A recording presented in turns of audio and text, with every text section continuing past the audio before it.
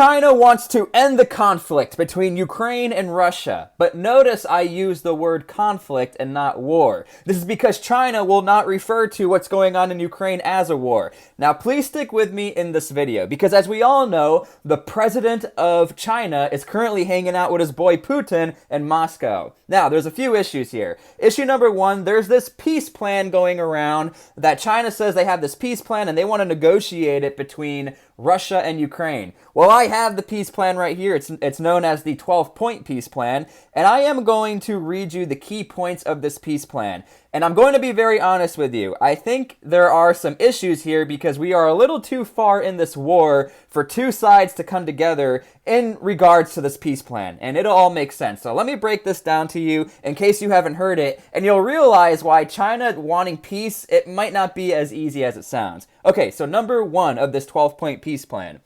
The sovereignty of all countries is respected. Now, as we know, from one side, Russia, they regard their portions of Ukraine as theirs. Donetsk, Luhansk, that's theirs. Crimea, that's ours. So that's already going to be an issue. Abandoning the Cold War mentality. Again, from the Russian side, there were people who said, Putin and some other key leaders, we want to bring back the power of the Soviet Union. And I promise you, I always try to be super fair. And I even have comments who say, you're being way too nice to Russia, or you're being way too nice to Ukraine. I really try to be right down the middle, and you're going to start to see why there's issues here. Ceasing hostilities. Okay, maybe they can both come together and say that. But again, almost every single day we see a random artillery strike from one side to the other who hit a civilian population. So we have that. Resolving the humanitarian crisis. This one right here I think is going to be one of the biggest issues because we just had the International Criminal Court say that Putin is a war criminal for abducting children into Russia. So this 12-point peace plan is not looking too good and not looking in favor of Russia, actually. If anything, it helps Ukraine, but even Ukraine's like, we're not negotiating with this. Then we have protecting civilians and prisoners of war. This is where Ukraine can have some issues for themselves. There are videos on both sides that show the mishandling of POWs. Now, unfortunately, during war, you have emotional attacks on your body. Who knows what those people were going through? I am not saying it was okay what they did to those prisoners of war, but both sides have video evidence of them mishandling prisoners of war. And that's a very hard pill to swallow from all sides. Then we have keeping nuclear power plants safe. What happened at the beginning of the invasion? Chernobyl was captured. A firefight was started outside of a nuclear power plant, then was captured by Russian soldiers. So that, again, that's already going to be an issue right there. Reducing strategic risks. I don't see Putin giving up his ports. He's not going to give up Crimea. He needs those deep warm water ports to maintain control of the Black Sea. But not only that, to be able to reconstruct or to fix your ships. A lot of people speculate, why is Putin in Syria? One of the biggest reasons, they have warm water ports. Russia has always had issues with maintaining their ships because of their cold water ports. I would really look into warm water ports. It's a really interesting topic.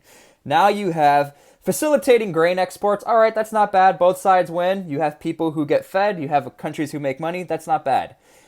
Stopping unilateral sanctions. If I'm going to be honest, I don't know what sanctions between the two are really that bad because both countries are getting support. Russia from China, Ukraine from NATO, so I don't think that's really going to matter. Not only that, China actually trades with Ukraine, so that's a whole other story. Keeping industrial and supply chain stable. Okay, you can't attack factories, stuff like that. Not bad. Promoting post-conflict reconstruction. Who's going to pay for the destruction of Ukraine? Is Russia? Is Ukraine? That is like something that I think when you watch these cities that are in ruins, who's going to fix those cities when it's all over? Apparently, when Putin went into Mariupol, he was talking to city planners, and they said, oh yeah, we're reconstructing Mariupol. It's only going to take a year. Go back and look into Putin driving around Mariupol. It was pretty bizarre talking about how they're going to fix the city. Who's going to fix Bakhmut? Who's going to fix that city? That city's literally leveled. So yeah, this is essentially the 12-point peace plan, and you can see why it really doesn't favor anyone's side. If anything, it just tries to make China look good. And this recent visit of China going into Russia, it didn't do much but sort of solidify the fact that China and Russia are going to stand side by side. China in no way, shape, or form really condemned Russia. If anything, they said, we don't stand by using nuclear weapons. We don't stand by using chemical weapons. But Putin said, hey, if we have to use them, we have to use them. Nuclear weapons. So let me know what you guys think. I think this 12-point peace plan is bogus. Ukraine has nothing to gain by abiding by any of this.